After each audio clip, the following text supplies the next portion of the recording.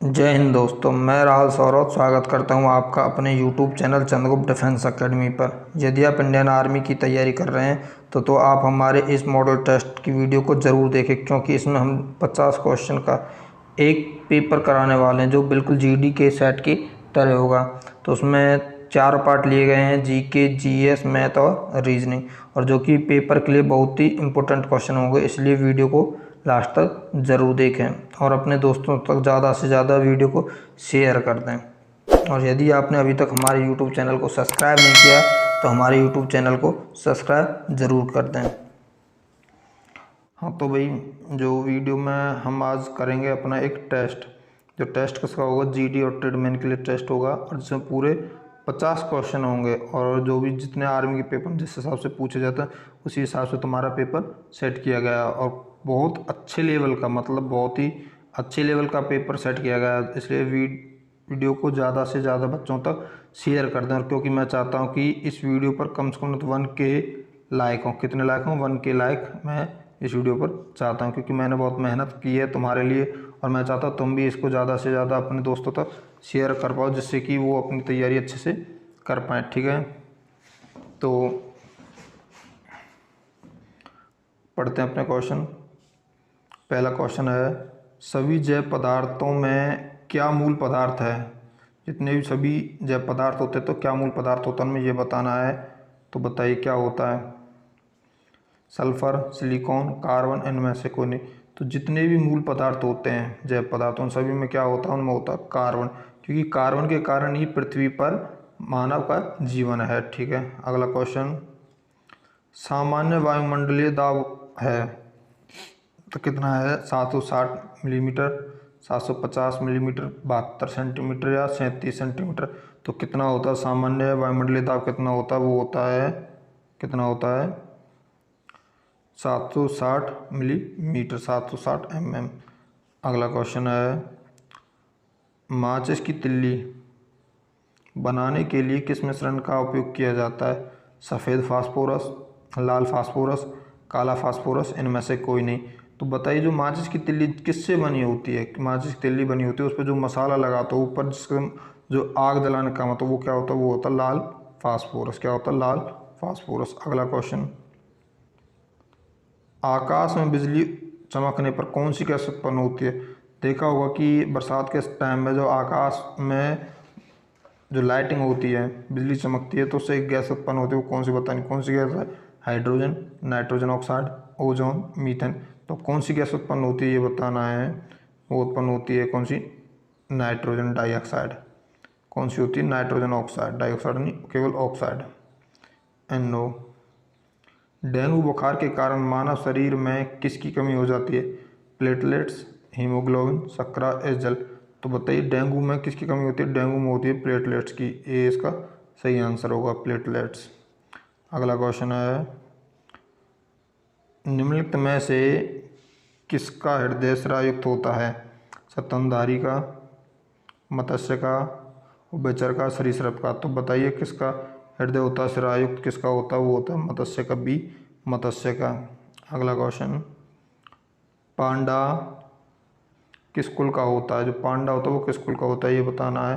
तो पांडा किस कुल का होता है? कंगारू, सेही, मछली, भालू। तो किस कुल का होता है? पांडा होता है किस कुल का होता है? भालू। और कहाँ पाया जाता है? पांडा पाया जाता है ठंडे बर्फीले इलाकों में। अगला क्वेश्चन, मिट्टी के अपमार्जक कौन होते हैं? जीवाणु, विषाणु, कवक, शैवाल। तो मिट्टी के अपमार्जक कौन होते हैं? शैवाल को ही मिट्टी का अपमार्जक कहा जाता है, क्योंकि जो शैवाल होते हैं वो मिट्टी किसी भी चीज़ को गलाने सड़ाने के काम आते हैं, सफाई के काम आते हैं। अगला क्वेश्चन, ईबोला क्या है? प्रोटोजोआ, वायरस, जीवाणु, कवक। तो ईबोला क्या है ये बताना है। ईबोला क्या है? ईबोला है एक वायरस। ईबोला क्या होता है? एक वायरस, जो कि 2019 में अभी चल रहा है, 2020-21 3 साल लगातार से चल रहा है। कौन सा वायरस है? वो कोरोना, जिसको हम किसके नाम से है? कोविड-19, वो भी एक वायरस है। अगला क्वेश्चन, तारकोल वाली सड़क पर टूट फूट जब होती है तब सड़क पर पानी रुक जाता है, रख रखाव ना हो, यातायात अधिक हो, इनमें से कोई नहीं। जो सड़कें होती हैं उनकी टूट फूट क्यों ज़्यादा होती है, वो होती है जो बरसात का पानी या किसी तरह का पानी हो उस सड़क पर रुक जाए तो टूट फूट जल्दी होने लगती है। अगला क्वेश्चन, टिंक्चर आयोडीन में आयोडीन का घोल है पोटेशियम आयोडाइड, इथाइल अल्कोहल, जल, हाइड्रोक्लोराइड। तो बताइए क्या होगा। जो टिंक्चर आयोडीन में होता है वो होता है पोटेशियम आयोडाइड का घोल। अगला क्वेश्चन, निम्न में से कौन सी गैस जहरीली है? Oxygen, carbon dioxide, carbon monoxide, उपरोक्त सभी। तो कौन सी गैस है जो सबसे ज़्यादा जहरीली होगी? वो होगी कार्बन मोनोऑक्साइड। कौन सी होगी? कार्बन मोनोऑक्साइड, जिसके कारण मृत्यु भी हो जाती है। अगला क्वेश्चन, पारे का अयस्क क्या है? मैग्नेटाइट, हेमेटाइट, बॉक्साइट या सिनेबार। तो पारे का अयस्क क्या होता है ये बताना है। पारे का अयस्क होता है सिनेबार। अगला क्वेश्चन, श्वसन किस दहन की क्रिया है? किस प्रकार की दहन क्रिया है ये बताना। मंद दहन क्रिया, श्वेत दहन क्रिया, विस्फोट दहन क्रिया, या इनमें से कोई नहीं। जो श्वसन है सांस लेने की जो प्रक्रिया वो कैसी दहन क्रिया? वो है मंद दहन क्रिया। अगला क्वेश्चन, मैक अंकों का प्रयोग किसके बीच में संबंध में किया जाता है? ध्वनि, जलयान, वायुयान, अंतरिक्षयान। तो जो मैक अंक होते हैं उसका प्रयोग किसमें किया जाता है? उनका किया जाता है वायुयान, हेलीकॉप्टर या हवाई जहाज, एरोप्लेन आदि के संकेत बताने के लिए। और जो टेस्ट है ना, क्योंकि टेस्ट में जल्दी से जल्दी करना है जिससे कि ज़्यादा समय ना लगे, एक पेपर के हिसाब तरह ही टेस्ट को करना है, ठीक है। जो पार्ट बी है वो किसका है? वो है जीके का। किसका है? जीके का है पार्ट बी, ठीक है। तो करते हैं जल्दी से जल्दी अपने क्वेश्चन करने हैं हमें। क्वेश्चन नंबर 16 जो है वो है, देश का पहला मोबाइल बैंक किस राज्य में खोला गया? तो हरियाणा, दिल्ली, मध्य प्रदेश, गुजरात। तो किस राज्य में खोला गया देश का पहला मोबाइल बैंक बताना है। मोबाइल बैंक किस राज्य में खुला था? वो खुला था मध्य प्रदेश, एमपी के अंदर। किस में खुला था? एमपी में। और वीडियो को ज़्यादा से ज़्यादा लाइक करना, शेयर करना, जिससे कि बच्चों तक ज़्यादा से ज़्यादा जल्दी पहुंच जाए। डेली अब अच्छी अच्छी टेस्ट की वीडियो आने वाली हैं चैनल पे, चैनल को सब्सक्राइब भी करना ना भूलें। अगला क्वेश्चन, फ्लड, ऑपरेशन फ्लड की शुरुआत कब की गई थी? 1960 में, 1970 में, 1971 में, 1993 में। तो बताइए कब हुई थी ऑपरेशन फ्लड? वो हुआ था 1970 में। ऑपरेशन फ्लड की शुरुआत हुई थी 1970 में। अगला क्वेश्चन, गुलाबों का युद्ध कहाँ हुआ था? इंग्लैंड में, भारत में, फ्रांस में या चीन में। तो बताइए जो गुलाबों का युद्ध हुआ था वो कहाँ पर हुआ था? रोज जो वार था वो कहाँ हुआ था? वो बताना। वो कहाँ हुआ था? इंग्लैंड के अंदर। और इंग्लैंड में भी कहाँ हुआ था? लंदन में। अगला क्वेश्चन, विधवा पुनर्विवाह अधिनियम कब पारित हुआ था? 1856 में, 1846 में, 1863 में, 1956 में। तो बताइए विधवा अधिनियम का जो कानून था वो कब पास हुआ था? वो बताना है। कब हुआ था बताइए? वो हुआ था 1856 में। कब हुआ था? 1856 में। अगला क्वेश्चन, सर टॉमस रे जहांगीर के दरबार में कब आया था? तो जो अंग्रेज थे जहांगीर के दरबार में तो कब आया था वो बताना। उसका नाम क्या था? सर टॉमस रे। 1608 में, 1615 में, 1609 में, 1611 में। तो बताइए कब आया था? टॉमस रे आया था, वो आया था 1615 में। अगला क्वेश्चन, अंतरिक्ष में कुल कितने तारामंडल हैं? 63, 85, 89, 102। तो कितने तारामंडल हैं अंतरिक्ष में ये बताने हैं। अंतरिक्ष में तारामंडल संख्या है 89, 89। अगला क्वेश्चन, किस ग्रह का रंग हरा है? बृहस्पति, अरुण, वरुण, शनि। तो कौन सा ग्रह है जिसका रंग हरा है ये बताना है। किसका रंग है? हरा। तो बताइए कौन सा ग्रह है जिसका रंग हरा है? वो है वरुण। और जो बृहस्पति को कोई रंग नहीं दिया गया। जो सन, अरुण है और वरुण दोनों ही बहुत ठंडे ग्रह भी हैं। और लाल ग्रह किसको कहा जाता है? मंगल को। नीला ग्रह पृथ्वी को। अगला क्वेश्चन, एशिया में सर्वाधिक जनसंख्या घनत्व वाला देश कौन सा है? चीन, भारत, जापान, सिंगापुर। तो जो पूछा है वो ध्यान से क्वेश्चन पढ़ो कि एशिया में सर्वाधिक जनसंख्या घनत्व वाला देश, ना कि विश्व में सबसे अधिक जनसंख्या वाला देश। कहीं इसका आंसर तुम जल्दी से देने लगो अपना चीन, तो चीन इसका आंसर नहीं होगा। इसका सही आंसर होगा क्या? सिंगापुर एशिया में सबसे अधिक घनत्व वाला देश है। अगला क्वेश्चन, झीलों का देश किसे कहा जाता है? फ्रांस, अमेरिका, भारत या फिनलैंड? तो किसको झीलों का देश कहा जाता है? वो कहा जाता है किसको? फिनलैंड को। किसे कहा जाता है? फिनलैंड को। अगला क्वेश्चन, तो क्या अगला क्वेश्चन है 25वां, कौन सी नदी मकर रेखा को 2 बार काटती है? राइन नदी, लिम्पो नदी, कांगो नदी या अमेजन नदी? तो कौन सी नदी है जो मकर रेखा को 2 बार काटती है? वो है कौन सी? लिम्पो नदी। लिम्पो नदी है जो मकर रेखा को 2 बार काटती है। अगला क्वेश्चन, वायुमंडल की बाहरी परत को क्या कहा जाता है? मध्यमंडल, संताप मंडल, बहिर्मंडल, आयन मंडल? तो जो वायुमंडल की सबसे बाहरी परत है उसको क्या कहा जाता है? उसे कहा जाता है बहिर्मंडल। सबसे नीचे आता है संताप मंडल, फिर सबसे पहले क्षोभ मंडल, फिर संताप मंडल, फिर मध्यमंडल, फिर आयन मंडल, फिर बहिर्मंडल। अगला क्वेश्चन, सुमात्रा द्वीप किस देश में है?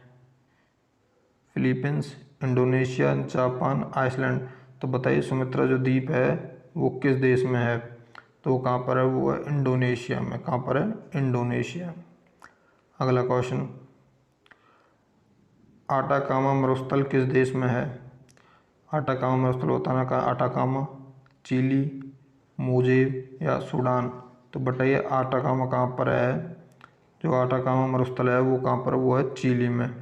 कहीं आटाकामा देकर आटाकामा इसका आंसर नहीं होगा, ठीक है। चिली इसका सही आंसर होगा, चिली।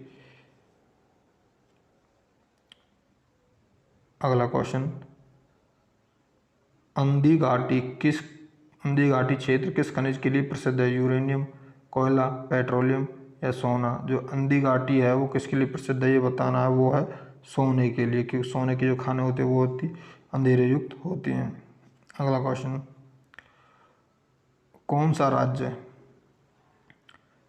राज्य समुद्र सीमा से लगा हुआ नहीं है? तमिलनाडु, आंध्र प्रदेश, हरियाणा, उड़ीसा? तो कौन सा राज्य जिसकी सीमा समुद्र से नहीं लगती? वो है हरियाणा, क्योंकि हरियाणा एक तरफ पंजाब से, दूसरी तरफ दिल्ली, तीसरी तरफ हरियाणा और हिमाचल से यूपी से लगता है, ठीक है। और कुछ हिस्सा इसका राजस्थान से भी सटा हुआ है, इसलिए ये कहीं भी चारों तरफ से राज्यों से घिरा हुआ है, समुद्र से टच नहीं होता, ठीक है। तो 2 पार्ट हो चुके हैं। अगला पार्ट जो इसका वो है रीजनिंग। और जो रीजनिंग का जो पहला क्वेश्चन ये रहा, DOG dog, Z CT cat, तो क्या आएगा? तो बताना है कि जिस प्रकार डॉग का रिलेशन जेड से है, कैट रिलेशन किससे होगा?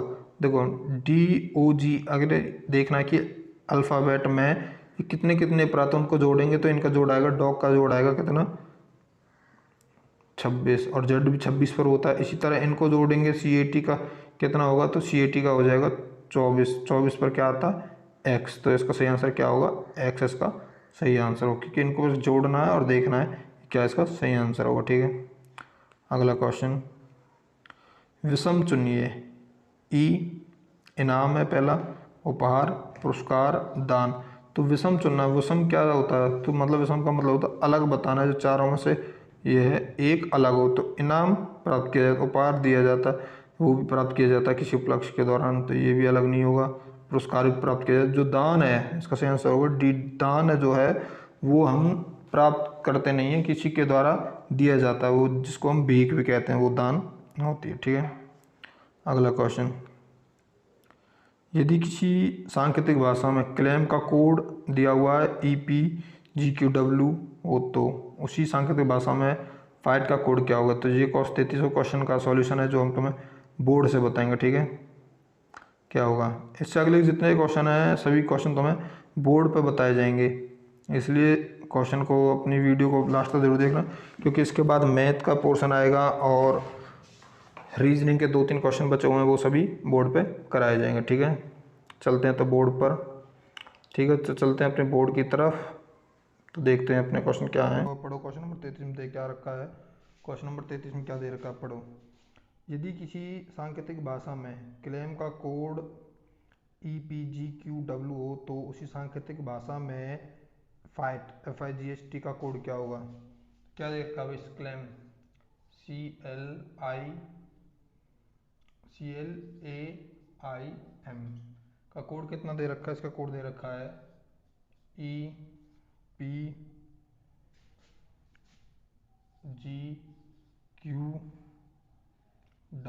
कितना कोड दे रखा है, एक कोड दे रखा है EPGQW। तो ये देखना क्या है कि तो पूछा क्या है कि फाइट का कोड क्या होगा, FIGHT। तो इसका कोड कितना होगा ये बताना है। सबसे पहले ध्यान देना कि ये इनका एक दूसरे से क्या कनेक्शन है, क्या है। C कितने पर आता है, C आता है 3 पर। L कितने पर आता है, L आता है 9 पर। ठीक है, L कितने पर आता है, L आता है 12 पर। 9 पर नहीं, L आएगा 12 पर, A आता है 1 पर, I आएगा 9 पर, M आएगा 13 पे। और E कितने पर आता है, 5 पे। फिर P कितने पर आएगा, 16। और G कितने पर आएगा, 7 पर। Q कितने पर आएगा, ये सभी बताने हैं। और W कितने, Q कितने पर आता है, Q 17 पर। और Q 17, W आएगा कितने पर, 23 पर। W कितने पर आएगा, 23 पर। इसी हिसाब से फाइट में F कितने पर आता है, 6 पर। I कितने पर, 9 पर। F 6, I 9, G कितने पर आएगा, 7 पर। H कितने पर आएगा हमारा, H और T आएगा कितने पर, 8 पर और 20 पर। H 8 पर, T 20 पर। अब देखना है ये कितना बढ़ गया, 3 से प्लस 2 हो गया। फिर 12 से 16 प्लस 4, 1 से प्लस 6 प्लस 9, सॉरी Q आएगा 18 पर। Q आता कितने पर आता, 9 और 8 17। ठीक है, सही है, 8 17 पर आएगा Q, 8 बढ़ेगा और ये बढ़ गया 10। कितना बढ़ गया, 10। सबसे पहले 2 बढ़ गया, 4 6 8 और 10, ये कोडिंग बस। तो इनमें 2 बढ़ाने पर कितना आएगा, यहाँ 8। 4 बढ़ाने पर 9 4 13, 6 बढ़ाने पर 7 6 13, 8 में 8 बढ़ाने पर 8 8 16, और 20 में 10 बढ़ाने पर 30। तो कितनी संख्या आएगी, 8 पर क्या आएगा H, 13 पर कितना आता है M, 13 पर M, और 16 पर कितना आएगा P, और 30 पे भाई Z कितने पर होता है, 26 पे। 26 के बाद 27 28 29 और 30। तो फिर A B C और D, तो कितना आ जाएगा D। क्या आंसर होगा इसका, होगा HMMPD। जो ऑप्शन है बी ऑप्शन तुम्हारा सही होगा। ठीक है, अगला क्वेश्चन देखो।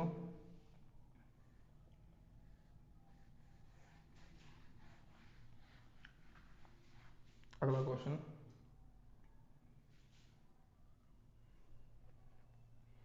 अगला क्वेश्चन है, यदि दक्षिण को पूर्व कहा जाए और पश्चिम को दक्षिण कहा जाए तो आगे भी परिवर्तन यही क्रम, तो उत्तर को क्या कहा जाएगा।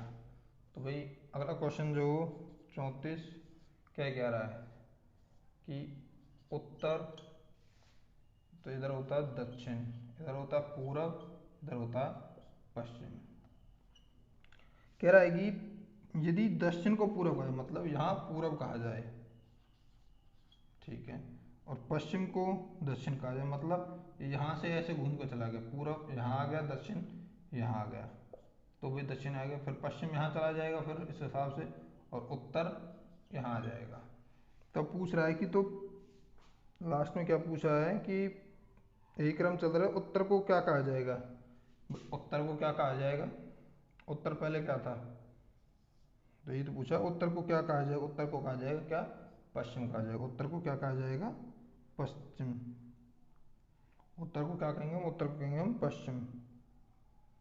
क्या आंसर होगा इसका, पश्चिम, क्योंकि उत्तर की जगह पर क्या आ गया, आ गया पश्चिम। यदि पूछता पूरब को क्या कहेंगे, पूरब को हम उत्तर। क्वेश्चन 20 का सही आंसर होगा। अगला क्वेश्चन नंबर,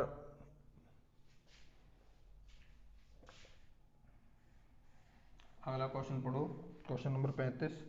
क्वेश्चन नंबर 35 क्या है, एक स्त्री का परिचय कराते हुए एक पुरुष ने कहा उसके पिता मेरे पिता के इकलौते पुत्र हैं, तो बताइए वह स्त्री उससे कैसे संबंधित होगी। तो क्वेश्चन नंबर 35 में कहा कि एक कोई स्त्री है, फीमेल है, और उसे कोई मेल कह रहा है, कोई आदमी उससे कह रहा है ये कि आदमी ने कहा, ये जो औरत है वह मेरे पिता, मतलब कि उसके पिता, इसका जो पिता है वह मेरे पिता का इकलौता पुत्र है।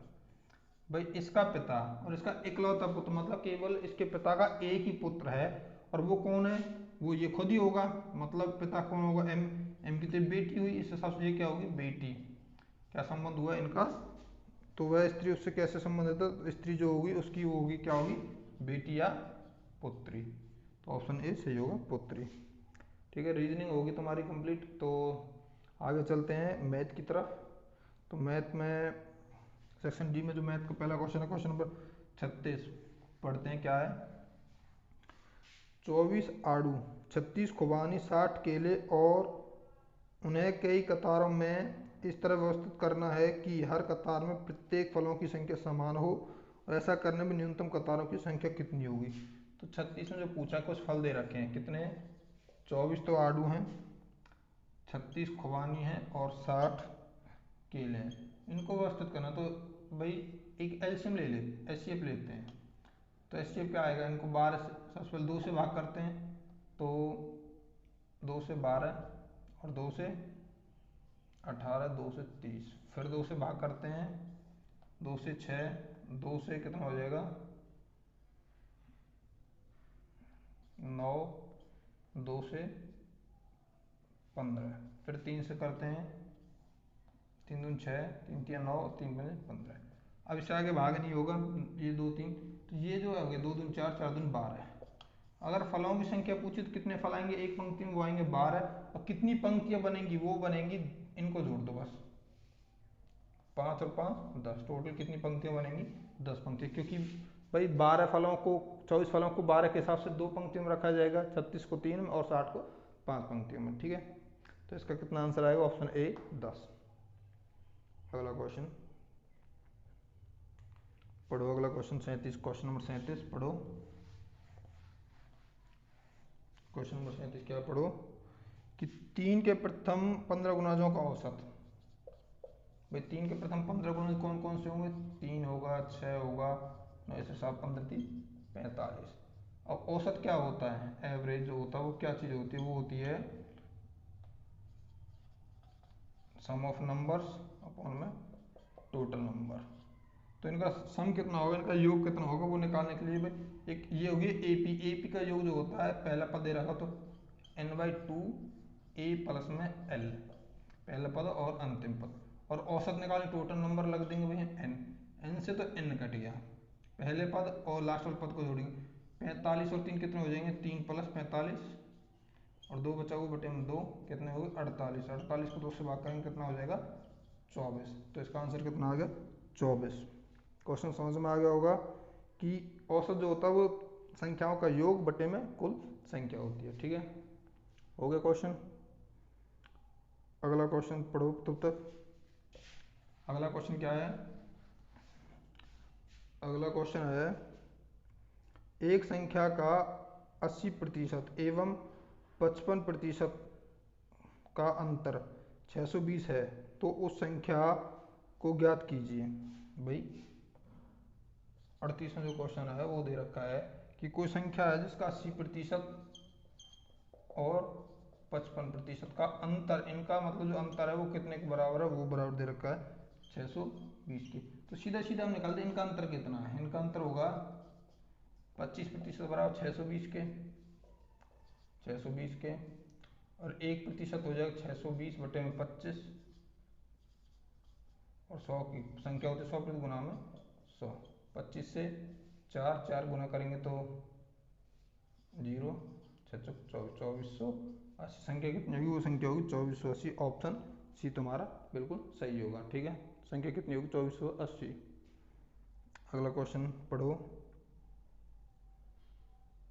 अगला क्वेश्चन है, निश्चित राशि साधारण ब्याज की दर से 10 वर्ष में दुगनी हो जाती है, तो ब्याज की दर ज्ञात कीजिए। तो क्वेश्चन के दो तरीके, दोनों तरीके से बता देता हूँ। वैसे टेस्ट में केवल आंसर बताना चाहिए, फिर भी समझा रहा हूँ दोनों तरीके से।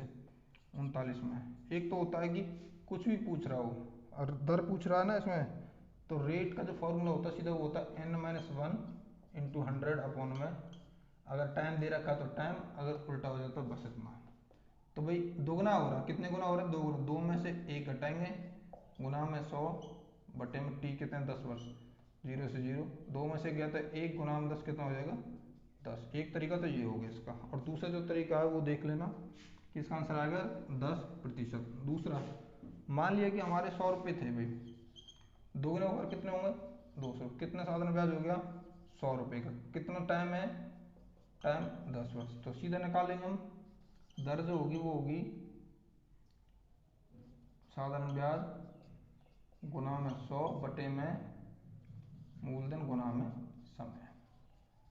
तो साधारण ब्याज कितना है 100 रुपये, गुना में 100, मूलधन भी हमारा 100 रुपये और समय हमारा 100 से 100 कट गया, 0 से 0 बच गया, तो 10% की हमारी दर आ जाएगी। दोनों तरीके किसी से भी करो आंसर वही आएगा। ऑप्शन कौन सा ऑप्शन है 10%? Option D. अगला क्वेश्चन पढ़ो। अगला क्वेश्चन है क्वेश्चन नंबर 40 जो है वो है 13 संख्याओं का औसत 135 है, प्रथम 7 संख्याओं का औसत 141 तथा अंतिम 7 संख्याओं का औसत 137। तो 7वीं संख्या ज्ञात कीजिए।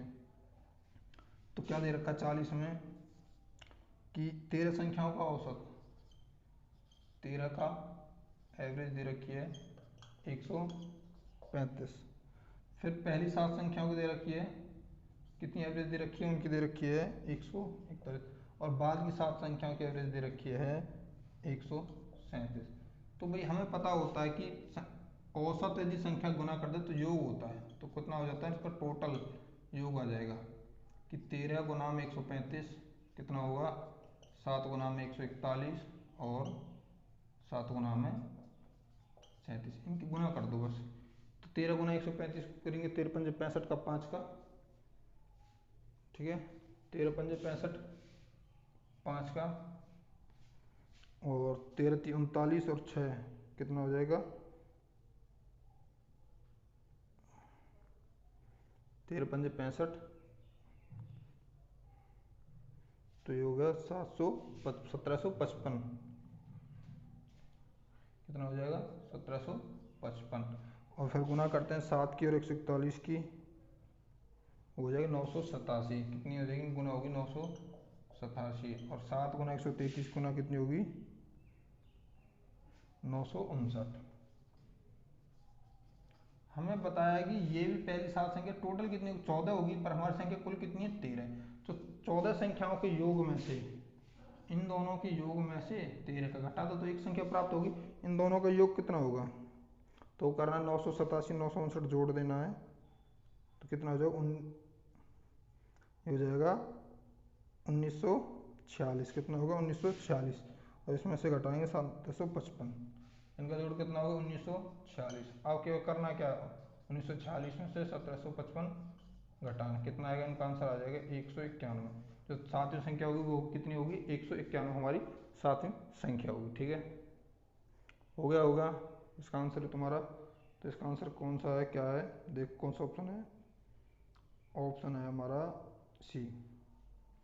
अगला क्वेश्चन, क्वेश्चन नंबर 41, एक वर्ग का परिमाप 16 सेंटीमीटर है तो उसका क्षेत्रफल क्या होगा। क्वेश्चन नंबर 41 है कि एक वर्ग का परिमाप, भाई वर्ग का परिमाप दे रखा है, कितना है 16 सेंटीमीटर।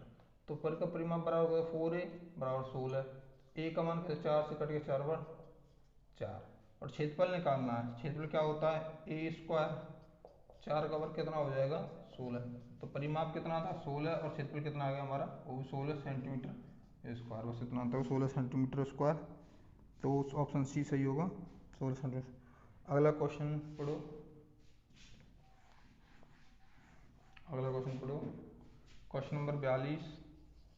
क्वेश्चन नंबर 42 का है एक त्रिभुज का आधार 5 सेंटीमीटर, आधार दे रखा है 5 सेंटीमीटर, ऊंचाई दे रखी है 8 सेंटीमीटर, क्षेत्रफल, क्षेत्रफल फॉर्मूला क्या था 1/2 आधार गुना में ऊंचाई, तो भाई 1/2 गुना में आधार 5 गुना में 8, 2 से कट के 4, 5 और 20 सेंटीमीटर स्क्वायर। कितना आ जाएगा? 20 सेंटीमीटर स्क्वायर, वर्ग सेंटीमीटर। पढ़ो अगला क्वेश्चन। अगला क्वेश्चन तो नॉर्मल है कि किसी ऋणात्मक पूर्णांक का वर्ग सदैव होता है, कैसा होता है? हमेशा वो होता है धनात्मक। कैसा होता है? हमेशा धनात्मक, पॉजिटिव। अगला क्वेश्चन, दो संख्याओं के बीच का अनुपात 1:3 है। यदि उनका योग 240 हो तो उन संख्याओं का अंतर कितना होगा? क्वेश्चन नंबर 44 देखो क्या है क्वेश्चन नंबर 44 का अंतर। क्वेश्चन नंबर 40 कह रहा है कि दो संख्याओं का अनुपात दे रखा है 1:3, इनका योग, तो मान लिया अगर यही संख्या तो इनका योग कितना होगा? 4, वो बराबर दे रखा 240 के, तो 1 बराबर 4 से भाग करेंगे, 4 छक्के 24, 60 के आ गया।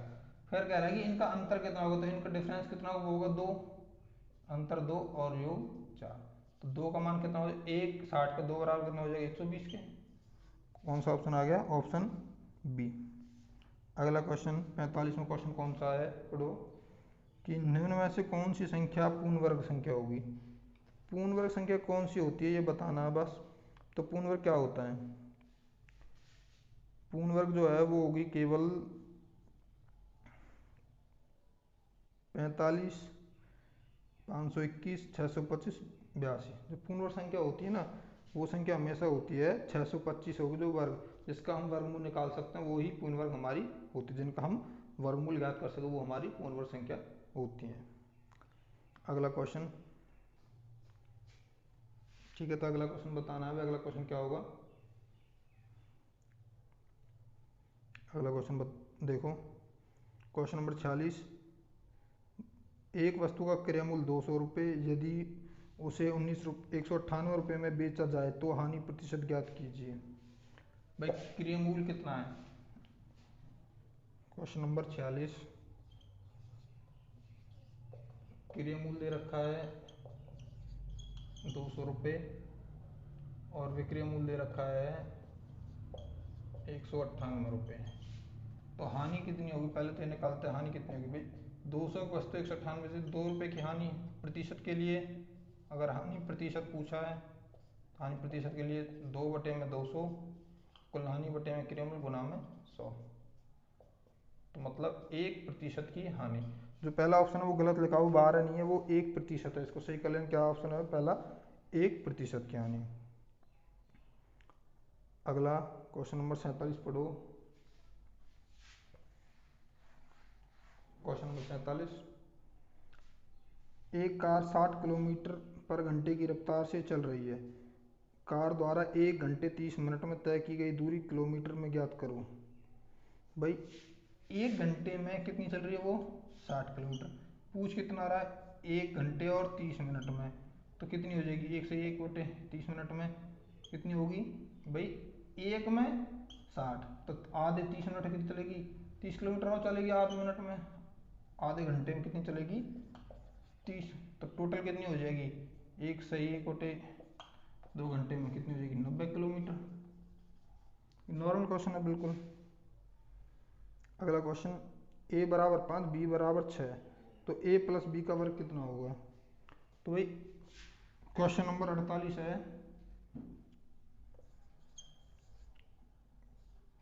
क्वेश्चन नंबर 48 में a बराबर 5, b बराबर 6 और पूछ रहा है a प्लस b का वर्ग, तो 5 + 6 का वर्ग 11, 11 का वर्ग कितना होता है? 121।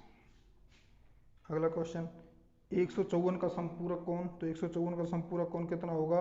कि जिस 180 में से 154 घटाएंगे तो कितना आएगा? 26 डिग्री, क्योंकि संपूरक कोण कितने का होता है? 180 डिग्री का।